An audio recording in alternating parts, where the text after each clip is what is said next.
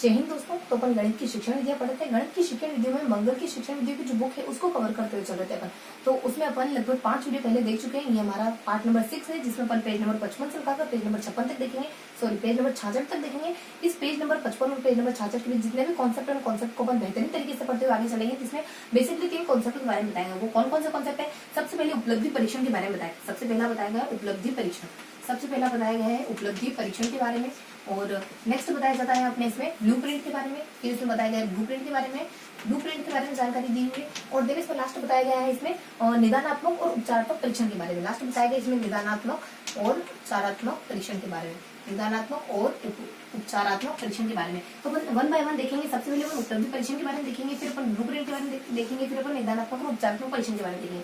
देखो उपलब्धि परीक्षण में क्या क्या जानकारी है। तो उपलब्धि परीक्षण में बेसिकली लगभग 6 कॉन्सेप्ट आता है। कौन कौन से कॉन्सेप्ट आते हैं इसमें आ जाता है पी यू पी, देन आ जाता है एन एम और वी। इन सारे कॉन्सेप्ट के बारे में आ जाता है। तीसरे में परिभाषाएं। देखो इसकी परिभाषाएं क्या क्या है, सबसे पहले देख लेते हैं परिभाषाओं के बारे में।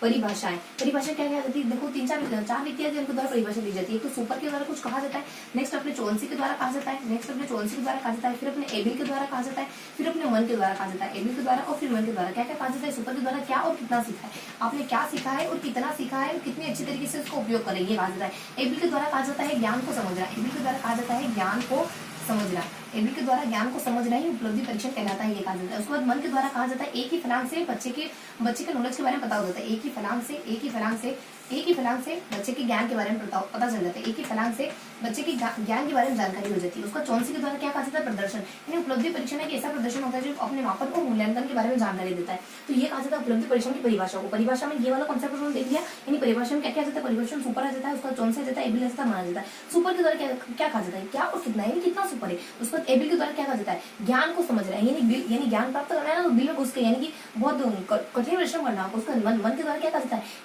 मन के द्वारा कहा जाता है एक फलांग से बच्चे के ज्ञान के बारे में जानकारी। मन तो हमारा एक ही होता है, एक फलांग के द्वारा बच्चे के ज्ञान के बारे में जानकारी हो जाती है। इसी को अपन उपलब्धि परीक्षण कहते हैं।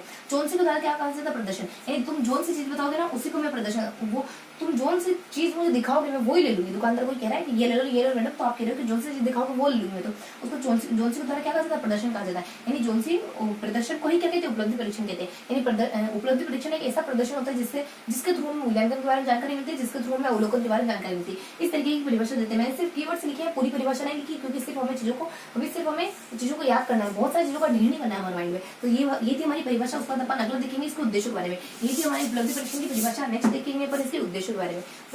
देखो इसके उद्देश्य क्या कहते हैं? इसके उद्देश्य की ट्रिक आती है। उद्देश्य की ट्रिक आती है प्रशिक्षण में। देखो फटाफट से देख लेते हैं।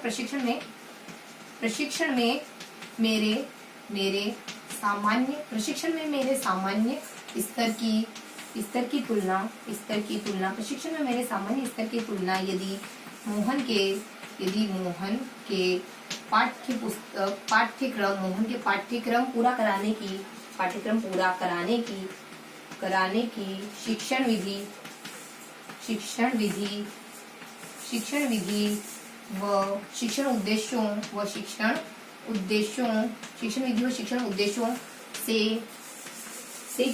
से की गई तो मैं कठिनता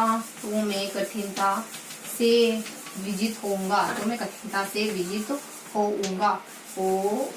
ये हमारा ट्रिक है। एक कॉन्सेप्ट ध्यान रखना है। ट्रिक क्या है? देखो प्रशिक्षण में मेरे सामान्य स्तर की वास्तविक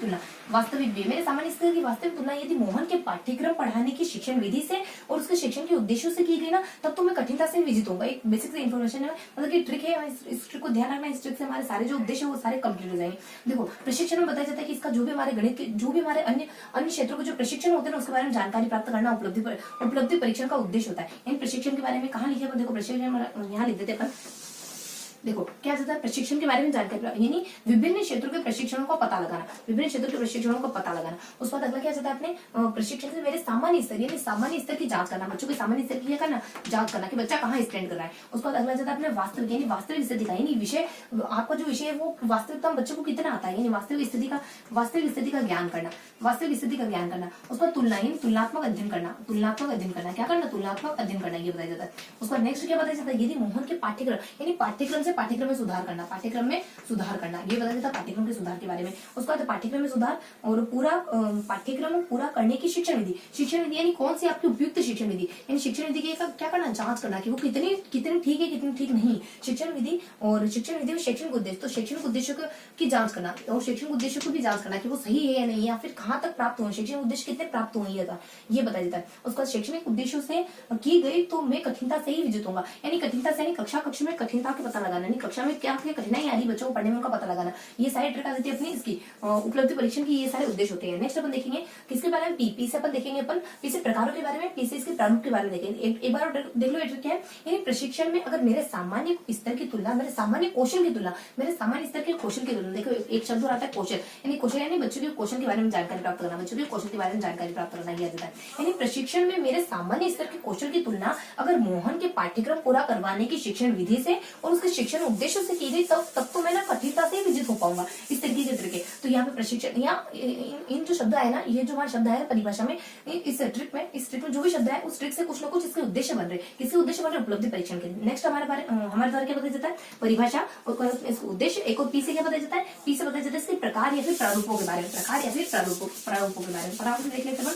सबसे पहले क्या होता है इसके प्रकार और प्रारूप। देखो क्या होता है प्रकार और प्रारूप, देखो इसमें इसके प्रकार आ जाते हैं, प्रकार कहो या फिर इसके प्रारूप कहो। क्या होते हैं इसके प्रकार या प्रारूप, एक तो डगलस और हॉलैंड दो, एक तो सामान्य वर्गीकरण, एक डगलस और हॉलैंड का। एक तो डगलस आ जाता है, डगलस और हॉलैंड, एक डगलस और हॉलैंड का वर्गीकरण आ जाता है, और एक सामान्य, एक आ जाता है सामान्य, एक आ जाता है सामान्य। डगलस और हॉलैंड के द्वारा क्या बताया जाता है, डगलस हॉलैंड के द्वारा दो बताया जाता है। एक तो होता है अपना मानकीकृत, एक होता है अपना मानकीकृत, और एक होता है अमानकीकृत। अमानकीकृत जो टीचर के द्वारा, अमानकीकृत, अमानकीकृत जो टीचर के द्वारा, ये दो प्रकार का होता है। एक तो हमारे आत्मनिष्ठ होता है, देखो एक तो हमारा आत्मनिष्ठ होता है, एक हमारा वस्तुनिष्ठ होता है। आत्मनिष्ठ 3 प्रकार का होता है, आत्मनिष्ठ 3 प्रकार का कौन कौन से, एक तो हमारा लिखित हो सकता है, एक तो हमारा मौखिक हो सकता है, एक हमारा लिखित हो सकता है, मौखिक है, लिखित है, उसको प्रायोगिक ये हो सकता है। उसके बाद अमानकीकृत यहाँ पे वर्गीकरण नहीं बताया जाता। तो ये था हमारा डगलस और हॉलैंड के अनुसार। सामान्य वर्गीकरण क्या होता है, सामान्य वर्गीकरण भी 2 ही प्रकार होता है। कौन कौन सा, एक तो हमारा मानकीकृत होता है, मानकीकृत और एक हमारा अमानकीकृत होता है। मानकीकृत 2 प्रकार बताए जाते हैं। कौन कौन से 2 प्रकार, एक तो हमारे विशिष्ट बताए जाते हैं, दूसरा हमारे सामान्य बताए जाते हैं। पहले सामान्य बताए जाते हैं, फिर अपने विशिष्ट बताए जाते हैं। ये भी 2 प्रकार के हो सकते हैं। ये कौन कौन से 2 प्रकार के, एक तो हमारे उपलब्धि के प्रकार के हो सकते हैं, एक हमारे निदान के प्रकार के हो सकते हैं। इनके बारे में भी विशिष्ट के वर्गीकरण बताए जाते हैं। कुछ विशिष्ट के वर्गीकरण देखो यहाँ लिख दो, विशिष्ट के वर्गीकरण कौन कौन से बताए जाते हैं, विशिष्ट के कुछ वर्गीकरण बताए जाते हैं। वो वर्गीकरण होते हैं हमारे विशिष्ट के कुछ वर्गीकरण बताए जाते हैं। कौन से, यहाँ बताए जाते हैं अपने कुछ 4-5 वर्गीकरण बताए जाते हैं। सबसे पहला वर्गीकरण आ जाता है अपने भाषा आ जाता, भाषा संबंधित आ जाता।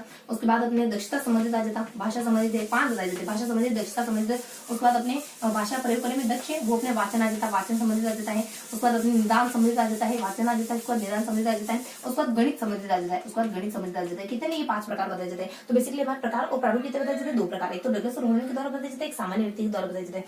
डगलस और हॉलैंड ने कितने बताए, मानकीकृत अमानकीकृत, इन्होंने भी कितने बताए, मानकीकृत अमानकीकृत। इन्होंने मानकीकृत कितने प्रकार, 2, एक तो आत्मनिष्ठ और वस्तुनिष्ठ, और इधर इन्होंने अमानकीकृत कुछ नहीं बताया। इन्होंने मानकीकृत कितने बताए, 2, सामान्य बताया, विशिष्ट बताया। इधर अमानकीकृत कितने बताया, 2 बताए, अपना उपलब्धि बताया, दूसरा निदान बताया। इधर कितने बताए, इधर अपने आत्मनिष्ठ जो था इसके 3 बताए गए, मौखिक बताए गए, लिखित प्रायोगिक बताया गया। और इधर मानकीकृत कितने बताए, मानकीकृत विशिष्ट कैटेगरी उसके इन्होंने 5 बताए, भाषा बताया, दक्ष बताया, वाचन बताया, निदान बताया, गणित बताया। तो ये था हमारे प्रारूप या फिर हमारे प्रकार। किसका प्रारूप प्रकार, उपलब्धि परीक्षण का। नेक्स्ट अपन देखेंगे प्रारूप प्रकार के बाद अपन नेक्स्ट देखेंगे, प्रारूप प्रकार के बाद अपन नेक्स्ट देखेंगे निर्माण। देखो निर्माण के बारे में देखेंगे, यानी इसके निर्माण के कुछ क्या होते हैं, चरण होते हैं। निर्माण के क्या होते हैं, कुछ चरण होते हैं। कौन कौन से होते हैं, सबसे पहले अपनी योजना बनाना जाता है, योजना यानी कि इसकी योजना, उपलब्धि परीक्षण की योजना, उसके बाद तैयारी करना, उसके बाद प्रशासन आ जाता है, मतलब उसको लागू कर देना, प्रशासन। उसके बाद अपना मूल्यांकन अपना अंकन करना जाता है, अंकन करना आ जाता है, यानी कि उपलब्धि परीक्षण का अंकन करना। उसके बाद लास्ट में मूल्यांकन करना आ जाता है, ये कितने चरण होते हैं, 5 चरण होते हैं। बीच में प्रशासन आ जाता है और ऊपर 2 चरण आ जाते हैं, नीचे 2 चरण आ जाते हैं। तो ये थे अपने चरण या फिर ये थे अपने चरण कहो या फिर निर्माण कहो। निर्माण के चरण होते हैं। सबसे पहले क्या था, योजना आता है, उसके बाद तैयारी आ जाता है, उसके बाद प्रशासन आ जाता है, उसके बाद अंकन आ जाता है, उसके बाद मूल्यांकन आ जाता है। तो ये थे अपने निर्माण के चरण या फिर प्रारूप, निर्माण के चरण। उसके बाद अपन अगला देखेंगे एमवी। एम से क्या जाता है, महत्व आ जाता है, वी से क्या जाता है, विशेषता। एम से महत्व क्या आता है, देखिए इसको महत्व के लिए 2 ट्रिक आ जाती है। एक तो ट्रिक आ जाती है कि टीचर को यानी कि अध्यापक को सूचना दो, अध्यापक यहाँ जाता है, अध्यापक को सूचित करो। देखो ट्रिक क्या आती है, अध्यापक को सूचित करो, अध्यापक को सूचित करो कि उसकी शिक्षण विधि के कारण की उसकी शिक्षण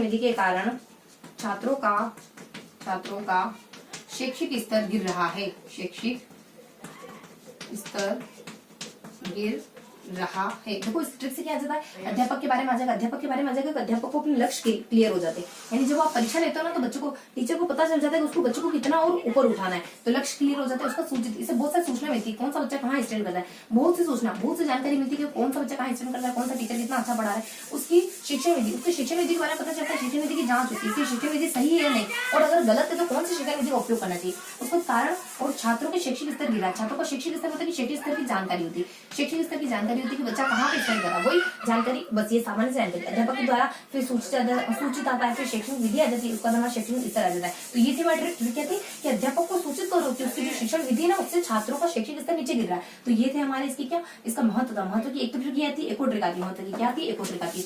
देखो एक तो ट्रिक ये आ जाती है, एको ट्रिक क्या आती है अपनी महत्व की, यानी प्रशासन, यानी देखो एको ट्रिक क्या आती है, प्रशासन, प्रशासन विचार विमर्श कर, प्रशासन विचार प्रशासन विचार विमर्श कर, शैक्षिक मार्गदर्शन, शैक्षिक मार्गदर्शन, शैक्षिक मार्गदर्शन की किताब बांटने में, की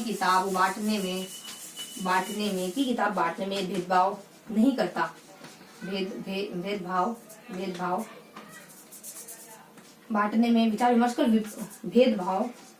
भेदभाव नहीं करता। देखो इससे क्या ट्रिक आती है और उससे क्या क्या बन रहा है, ट्रिक क्या बन रहा है, प्रशासन, यानी प्रशासन में, यानी कि जब परीक्षा लेते हैं ना तो उसका एक मकसद ये भी होता है कि हमें नौकरी मिले, यानी प्रशासनिक कार्य में भी उसका महत्व होता है। उसका विचार विमर्श करेंगे, इससे विचार विमर्श, यानी बच्चा अगर परीक्षा हॉल में बैठा है ना तो विचार विमर्श करेगा तो उसके तार्किक क्षमता का विकास होगा, विचार विमर्श से उसकी तार्किक क्षमता का विकास होता है। उसके बाद विचार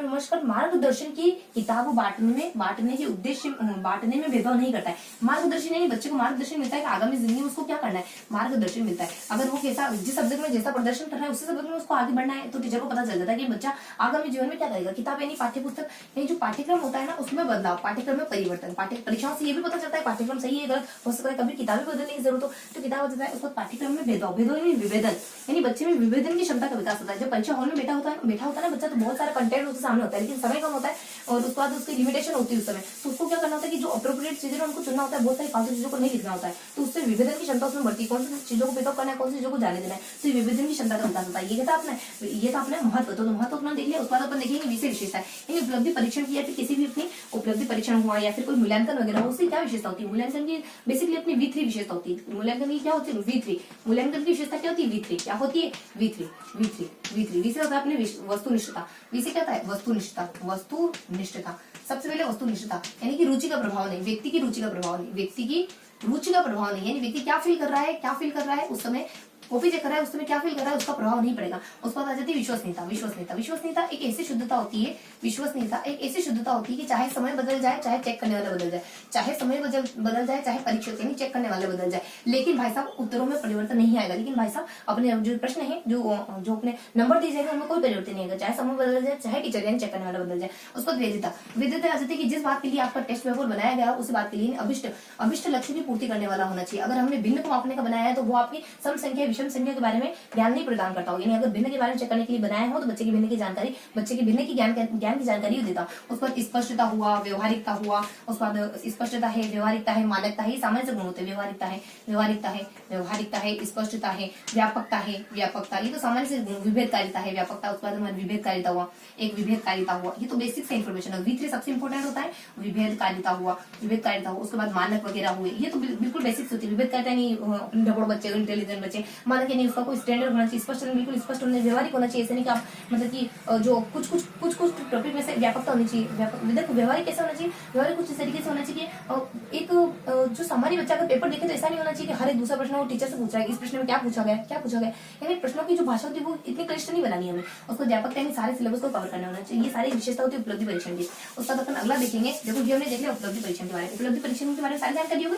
उसका अपन देखेंगे ब्लूप्रिंट। देखो ब्लूप्रिंट के लिए अपन देखेंगे सिर्फ और सिर्फ एक छोटा सा ब्लूप्रिंट, एक छोटा सा ओवरव्यू लेंगे। जैसे ब्लूप्रिंट अपने आप में बहुत बड़ा कॉन्सेप्ट है, लेकिन इसमें अपन दो तरीके से पढ़ेंगे। सबसे पहले ब्लूप्रिंट के बारे में देख लेते हैं। ब्लूप्रिंट उसके एक उदाहरण लेके देख लेंगे। देखो ब्लूप्रिंट के बारे में आ जाता है एलपीपी बताता है। इसमें एल से अपना लक्ष्य या उद्देश्य। सबसे पहले आप लक्ष्य उद्देश्य डिसाइड करो कि आपको आपको क्या चेक करना है, आपको टेस्ट ले रहे हो तो आपको क्या चेक करना है, आपको ज्ञान चेक करना है बच्चे का, आपको बोध चेक करना है बच्चे का, आपको अनुप्रयोग चेक करना है, अनुप्रयोग करना है, या फिर आपको कौशल चेक करना है, क्या चेक करना है इन सब में से, या फिर आपको कौशल चेक करना है, इन सब में से आपको बच्चे का क्या चेक करना है ना। उसके बाद आपको प्रकरण, उसके बाद प्रकरण कहो या पाठ्य वस्तु कहो, पाठ्य वस्तु को प्रकरण या पाठ्य वस्तु, इसमें आपको इकाई का लेना है या फिर किसी उप इकाई का लेना है, उप इकाई का लेना है टेस्ट, उप इकाई का लेना है, उप इकाई का लेना है, या फिर इससे भी और छोटी या इससे भी कोई छोटी टॉपिक विशेष का लेना है, टॉपिक यानी अपने को शीर्षक विशेष का लेना है। उसके बाद अगला जाता है अपने प्रश्न निर्माण, प्रश्न में आपको यहाँ पे अपने निबंधात्मक प्रश्न आएंगे, या फिर वस्तुनिष्ठ प्रश्न आएंगे, या फिर अपने अति लघुतरात्मक, यहाँ पे अति लघुतरात्मक और लास्ट में वस्तुनिष्ठ। निबंधात्मक हो गया, लघुतरात्मक हो गया, अति लघुतरात्मक हो गया, लास्ट में वस्तुनिष्ठ। ये प्रश्नों के अलग अलग प्रकार हो सकते हैं। ए यानी अपने आ जाता है लक्ष्य या फिर उद्देश्य, पी यानी आ जाता है अपने प्रकरण यानी कि आपको इकाई का लेना, उप इकाई का लेना है, या फिर किसी पर्टिकुलर टॉपिक का लेना है। उसको पी से प्रश्न आ जाता है किस प्रकार के प्रश्न दोगे आप, निबंधात्मक दोगे या फिर लघुतरात्मक दोगे, अति लघुतरात्मक दोगे, वस्तुनिष्ठ दोगे। ये ब्लूप्रिंट में इन तीनों चीजों को ध्यान में रखा जाता है। इन तीनों चीजों को ध्यान में रखकर इसकी ब्लूप्रिंट की परिभाषा दी जाती है। क्या परिभाषा दी जाती है, तीनों को ध्यान में रखकर ब्लूप्रिंट की क्या परिभाषा दी जाती है। परिभाषा में कहा जाता है कि अपने लक्ष्य और उसके बाद अपने प्रकरण और प्रश्न, लक्ष्य प्रकरण प्रश्न, इन तीनों के आधार पर प्रश्न संख्या, इन तीनों के आधार पर प्रश्न संख्या और प्रश्नों के अंक, प्रश्न संख्या और प्रश्नों के अंक और प्रश्नों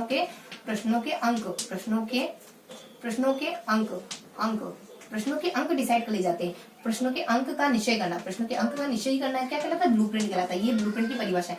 क्या है ब्लूप्रिंट की परिभाषा, यानी लक्ष्य है, प्रकरण है, प्रश्न, इन सब का इस्तेमाल करते हुए, इन सब का विवरण देकर, प्रश्न है, प्रकरण है, लक्ष्य है, प्रकरण है, प्रश्न है, इन सबको देखने के बाद आपको प्रश्नों की संख्या को डिसाइड करना है, आपको प्रश्नों के अंक को डिसाइड करना है कि कितने नंबर का एक प्रश्न दोगे, कितने प्रश्न दोगे। इन दोनों को डिसाइड कर लेना है, इन दोनों का निश्चय कर लेना है, क्या कहलाता है, ब्लूप्रिंट कहलाता है। इन प्रकरण लक्ष्य आ जाता है, प्रकरण आ जाता है और लास्ट में प्रश्न आ जाता है। इन तीनों को ओवरऑल आपको देख करके कुछ प्रश्न डिसाइड करने हैं और कुछ प्रश्न डिसाइड करने हैं और उनके कुछ नंबर डिसाइड करने हैं। इसी के मिले जुले रूप को ब्लूप्रिंट कहते हैं। उसके बाद ब्लूप्रिंट का एक खाका देखिए 10 फ्लावर से कैसे बनता है ब्लूप्रिंट। देखो यहाँ जाता है अपने शिक्षण के उद्देश्य, यहाँ जाता है अपने शिक्षण के उद्देश्य।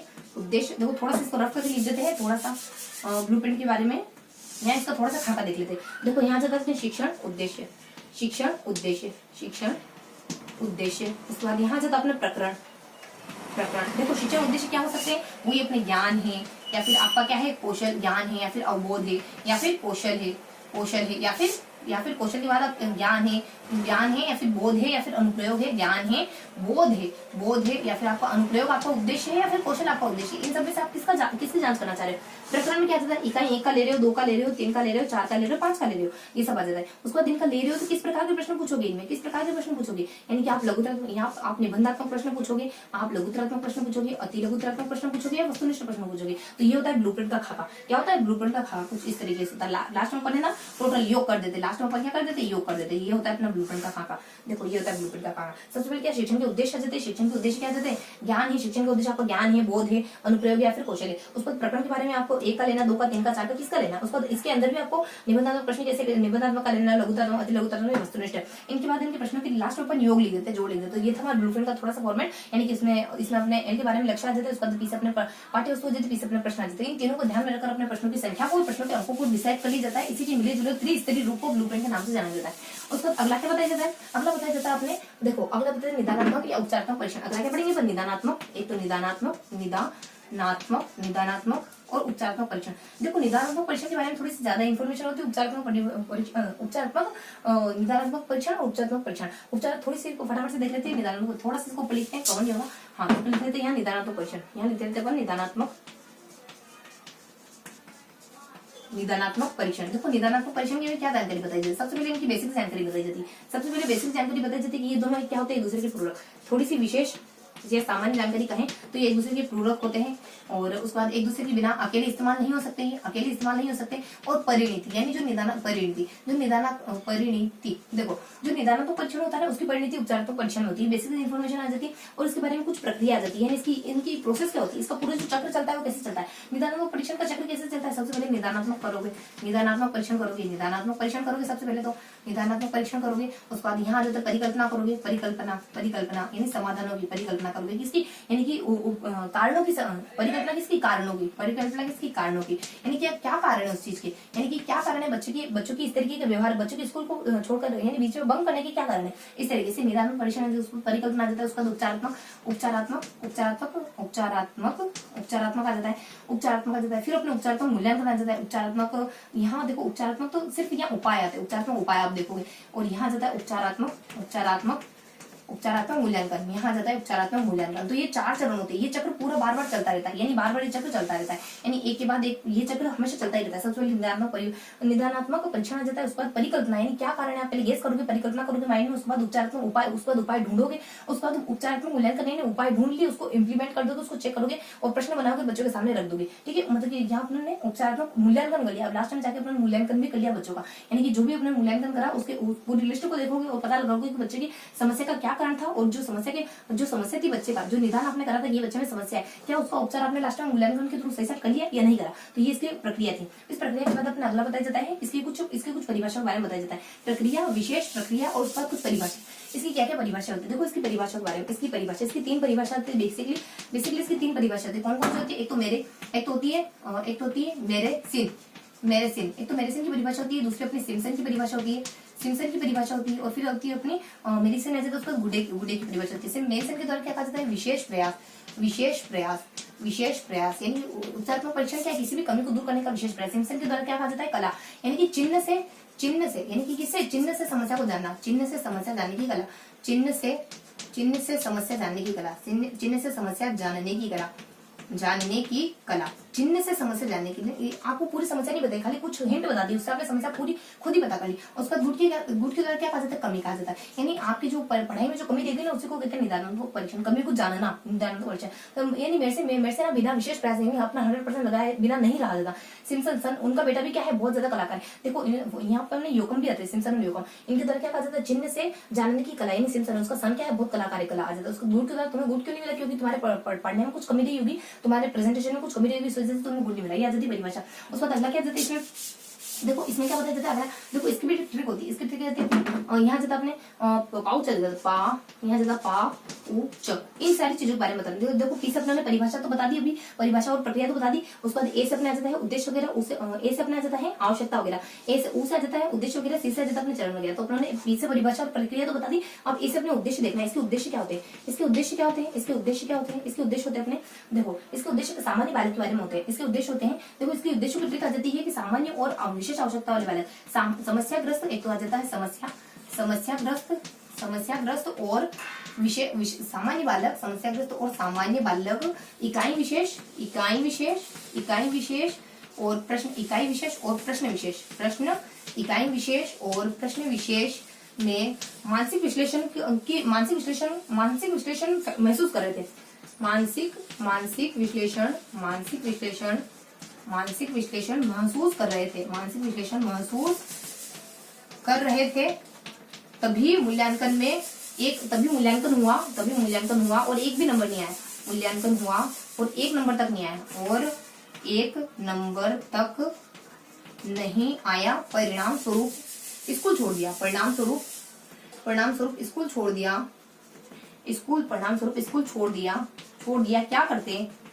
क्या करते वांछित और वास्तविक लक्ष्यों में अंतर जो था, वांछित और वास्तविक लक्ष्यों में अंतर जो था, जो इतना था। देखो अभी ये परिभाषा देखो अच्छे से, फिर इसके प्रकार के बारे में देखेंगे फटाफट से ऊपर। देखो यहाँ भी मैं रफ कर देती हूँ सारा कुछ। हाँ, तो ट्रिक थी, अपन क्या देख रहे थे, अभी अपन देख रहे हैं ना, ये अपना निदानात्मक परीक्षण देख रहे हैं, निदानात्मक परीक्षण के उद्देश्य देख रहे हैं। क्या थी समस्याग्रस्त, इसके निदानात्मक परीक्षण के उद्देश्य क्या है, समस्याग्रस्त यानी कि समस्याग्रस्त बालक के लिए भी होता है, सामान्य बालक के लिए भी होता है। क्या निदानात्मक परीक्षण दोनों बालकों के लिए होता है, तो ये दोनों ही बालकों के लिए होता है, ये दोनों ही बालकों के लिए होता है। अगला क्या बताया जाता है, इकाई विशेष और प्रश्न विशेष, यानी इकाई विशेष की समस्या, यानी आपको इकाई में क्या समस्या आ रही, इकाई में समस्या, आपको किसी इकाई में क्या समस्या आ रही, उसको प्रश्न विशेष का विश्लेषण, यानी आपको प्रश्न का विश्लेषण करना है, देखना है कि आपको किसी प्रश्न में कोई दिक्कत आ रही है क्या, तो प्रश्न विशेष का विश्लेषण। और मानसिक विश्लेषण, यानी मानसिक विश्लेषण की प्रक्रिया, यानी मानसिक विश्लेषण की प्रक्रिया, विश्लेषण की प्रक्रिया, मानसिक विश्लेषण की प्रक्रिया, इसका भी इसमें अध्ययन किया जाता है। मानसिक प्रक्रिया का विश्लेषण किया जाता है किसमें, निदानात्मक परीक्षण में। मानसिक प्रक्रिया का विश्लेषण करा जाता है, उसके बाद इकाई सामान्य जाता है, उसके बाद इकाई विश्लेषण आ जाता है, उसके बाद प्रश्न विश्लेषण आ जाता है, उसके बाद सामान्य विश्लेषण आ जाता है, उसके बाद महसूस। देखो ट्रिक क्या है अपनी, समस्याग्रस्त या सामान्य बालक किसी इकाई विशेष में या फिर किसी प्रश्न विशेष में मानसिक विश्लेषण महसूस करती है, उनको बहुत ज्यादा माइंड खपाने की जरूरत होगी उसमें, मानसिक विश्लेषण महसूस करते थे तभी मूल्यांकन हो गया, और उनके एक भी नंबर नहीं आया, मूल्यांकन हुआ और एक नंबर तक नहीं आया, परिणाम स्वरूप उन्होंने क्या कर दिया, स्कूल छोड़ दिया, फ्रस्ट्रेट होकर स्कूल छोड़ दिया। क्या करते, वांछित और वास्तविक लक्ष्य में इतना अंतर तो था, उन्होंने सोचा था वो यहाँ रहेंगे लेकिन वो तो यहाँ आए, तो वांछित और वास्तविक लक्ष्य में इतना अंतर जो था ये था आपने। तो देखो दोनों यहाँ जाता है कि समस्याग्रस्त और सामान्य बालक दोनों के लिए होता है निदानात्मक परीक्षण। उसके बाद इकाई विशेष में क्या समस्या आदि उसको डिटेक्ट करने के लिए होता है निदानात्मक परीक्षण। उसके बाद प्रश्न विशेष का विश्लेषण करने के लिए होता है निदानात्मक परीक्षण। उसके बाद मानसिक प्रक्रिया का विश्लेषण करने के लिए होता है। उसके बाद क्या जाता है अपने कि महसूस करते हुए उन्होंने स्कूल छोड़ दिया, बच्चे स्कूल क्यों छोड़ देते कारण जानने के लिए किया जाता है निदानात्मक परीक्षण। उसके बाद अगला मूल्यांकन, यानी मूल्यांकन में सुधार करने के लिए किया जाता है, मूल्यांकन में क्या सुधार कार्य करने के लिए किया जाता है निदानात्मक परीक्षण। और उसके बाद अगला जाता है कि स्कूल छोड़ दिया, मूल्यांकन हुआ तो एक भी नंबर नहीं आया, मतलब इसमें नंबर नहीं दिए जाते, और नई संख्या डिसाइड होती है, कितनी बार लेंगे कितनी बार नहीं लेंगे ये कुछ डिसाइड नहीं होता है इसमें, और नंबर नहीं दिए जाते। और स्कूल छोड़ दिया क्या करते, वांछित और वास्तविक लक्ष्यों के बीच के अंतर को कम करने की कोशिश, वांछित व वास्तविक लक्ष्यों के बीच की दूरी को कम करने की कोशिश की जाती है, लक्ष्यों के बीच की दूरी को कम करने का प्रयास, दूरी को कम करने का प्रयास किया जाता है इसमें। तो ये था हमारे किसके निदानात्मक परीक्षण के उद्देश्य के बारे में। निदानात्मक परीक्षण के क्या देखा आपने, इसकी अपने परिभाषा, निदानात्मक परीक्षण के उद्देश्य की क्या देखा आपने, ट्रिक क्या देती इसकी, ट्रिक की पाउच आ जाती है। पी से क्या देखा आपने, परिभाषा देखी, और ए से क्या देखा आपने, ए से अपने देखा, ए से देख लिया, अभी ए से नहीं देखा, आवश्यकता देखी है ना। तो हमने अभी देखो पाउच देखना था, अपने को क्या देखना था, निदानात्मक परीक्षण में यहाँ लिख देते निदानात्मक में क्या देखना था, पाउच, यानी पी पा च देखा था, बी देख लिया, परिभाषा देख ली, ए से अपने ए से नहीं देखा, ए से अब देखेंगे आवश्यकता, ऊ से अपने उद्देश्य देख लिया, पी से परिभाषा और प्रक्रिया देख ली, और ए से अपन उद्देश्य देखेंगे, ए से अपन देखेंगे आवश्यकता, उसको सी से अपन देखेंगे चरण, ए से अपन क्या देखेंगे निदानात्मक परीक्षण की आवश्यकता के बारे में क्या देखना है, देखो आवश्यकता के बारे में पता है, इसकी ट्रिक आती है आवश्यकता की एक ट्रिक आती है यहाँ जाता अपने की सामान्य, और देखो यहाँ अपने उद्देश्य देख लिए, उसके बाद अपनी आवश्यकता आती है ना। आवश्यकता में यहाँ बताया जाता है अपने की एक बालक आता है, पिछड़ा बालक की आवश्यकता के बारे में बताया जाता है। हाँ यहाँ बताया जाता है कि पिछड़ा बालक लिखो, इसमें ट्रिक आ जाती है, सुनो, पिछड़ा बालक, देखो यहाँ पे पिछड़ा हुआ जो बालक आ जाता है उसको किसकी सलाह दी, पिछड़े हुए बालकों को अध्यापन सुधार में, पिछड़े हुए बालक को अध्यापन सुधार में व्यावसायिक निर्देशन दिया गया, व्यावसायिक